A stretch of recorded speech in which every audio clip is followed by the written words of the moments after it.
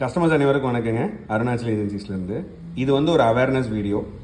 பல வருஷமாக நாங்கள் கிளாசிக் ஸ்கேம்னு சொல்கிற ஒரு பர்டிகுலர் ஏமாத்து வேலையில் எங்களோட கஸ்டமர்ஸ் வருஷம் ஏமாந்துட்டே இருக்காங்க, 10 வருஷத்துக்கு மேலே தொடர்ந்து. ஸோ அதை வந்து இதில் எக்ஸ்பிளைன் பண்ணலான்னு, ஏன்னா இன்றைக்கி ஒரு கஸ்டமர் அவர் ஏமாந்த கதையை சொன்னார். ஸோ அதனால தான் இந்த வீடியோ போடுறோம். இது என்னென்னா, பொதுவாக ஸ்டீல் வாங்குறவங்க, கம்பி வாங்குறவங்க, ஆங்கிள் சேனல் வாங்குறவங்க தான் இதில் அதிகமாக ஏமாறுவாங்க. ஏன்னா அவங்களோட பர்ச்சேஸ் வேல்யூ 20 லட்சம், 10 லட்சம், 30 லட்சம்னு இருக்கும். ஸோ அவங்க என்ன பண்ணுவாங்கன்னா, பொதுவாக எல்லா கஸ்டமருமே வாங்கும்போது ஒரு 4-5 இடத்துல கொட்டேஷன் வாங்குவாங்க. இப்போது நான் ஒரு எக்ஸாம்பிள் சொல்கிறேன். ஒரு பொருள் வாங்குறீங்க, ஒரு இரும்பு, அதில் வந்து ஒரு 5 கடையில் ரேட் வாங்குறீங்க. ஒரு கடையில் 51, இன்னொரு கடையில் 51, இன்னொரு கடையில் 50, இன்னொரு கடையில் 51ன்னு தராங்க. அப்படின்னா ஒரு கடையில் மட்டும் 48 கொடுக்குற மாதிரி இது வித்தியாசமாக இருக்கும். மித்த எல்லாத்துக்கிட்டையும் ஒரு 50 காசு 25 காசு தான் வித்தியாசம் இருக்கும். இது மட்டும் பார்த்திங்கன்னா ரொம்ப ஜாஸ்தியாக இருக்கும். பொதுவாக கஸ்டமர் என்ன பண்ணுவாங்கன்னா, இவங்க எல்லாத்தோட இவர் கம்மியாக கொடுத்துருக்காரு, இவர் தான் ரொம்ப நல்ல பெஸ்ட்டு வேண்டார்னு சொல்லிட்டு இவர்கிட்ட பேமெண்ட் பண்ணிவிட்டு வாங்கிடுவாங்க.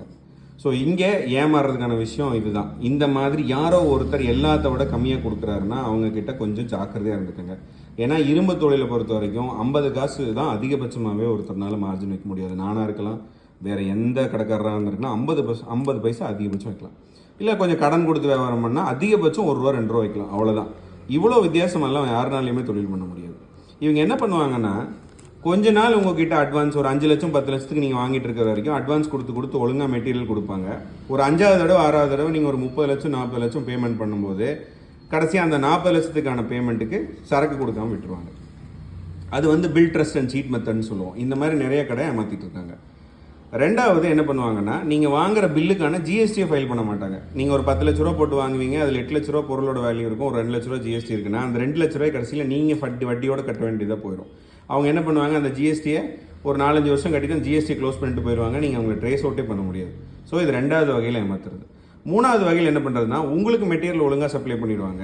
நீங்கள் யாருக்காவது ரெஃபர் பண்ணுறீங்க இல்லையா, அது ரொம்ப நல்ல மனுஷங்க எல்லாத்தோட கம்மியாக கொடுப்பாருன்னு சொல்லி நீங்கள் உங்கள் ஃப்ரெண்ட்ஸ் யார்கிட்டயே அதை ரெஃபர் பண்ணுவீங்க. அவங்கக்கிட்ட பணத்தை வாங்கிட்டு ஏமாற்றிட்டு போயிடுவாங்க. கடைசியில் உங்கள் ஃப்ரெண்டுக்கிட்ட உங்கள் பேர் கெட்டு போய் கடைசியில் நீங்கள் அதுக்கு பணத்துக்கு நீங்கள் ஜவாப்தி கட்ட வேண்டியதாக இருக்கும். உங்களுக்கெல்லாம் பணம் வாங்கிட்டு ஒழுங்காக சப்ளை பண்ணிடுவான், அவங்களுக்கு கொடுக்க மாட்டான்.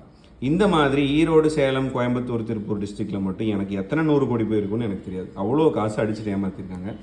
இப்பையும் தொடர்ந்து ஏமாந்துட்டே இருக்காங்க.